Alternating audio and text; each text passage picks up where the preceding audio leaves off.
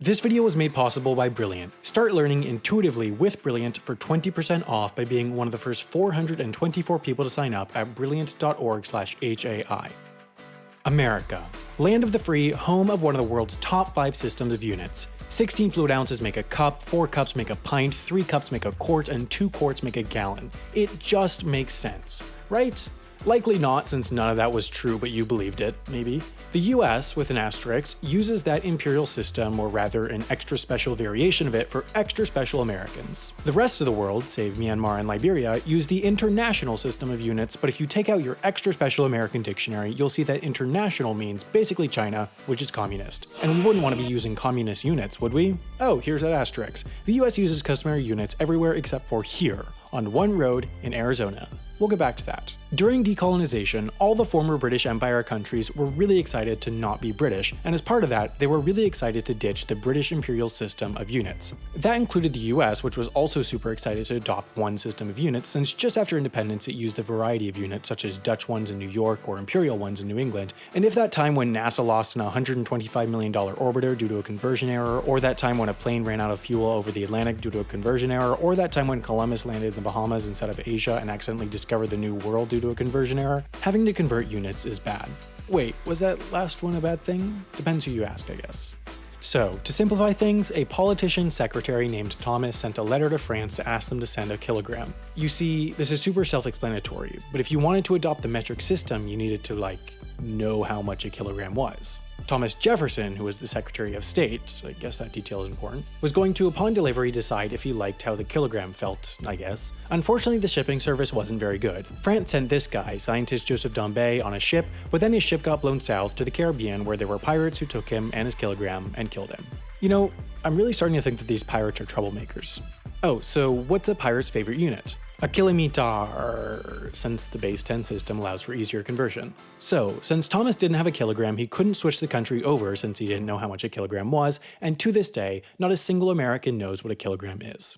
In reality, he probably could have asked for another one, but Britain was at least 50 kilometers away. Shipping times were slow, better to just use imperial units. Okay, so Industrial Revolution, Civil War, World War I, etc., etc., etc., 200 years later, and bam, the United States is still using imperial units. But the US really tried to switch. They passed a law in 1975 that pretty much said, hey, you can switch if you want. This push for conversion was met with intense opposition, especially from Republican Charles Grassley, who said, forcing the American people to convert to the metric system goes against our democratic principles. I also believe that forcing the American people not to murder goes against our democratic principles. Nonetheless, America started to switch. At least here, in Arizona, on Interstate 19 between Tucson and the Mexican border, whose signs were fully switched to metric as an experiment. People truly believed that the country was going to switch to metric because the government told them so, and would the government ever lie?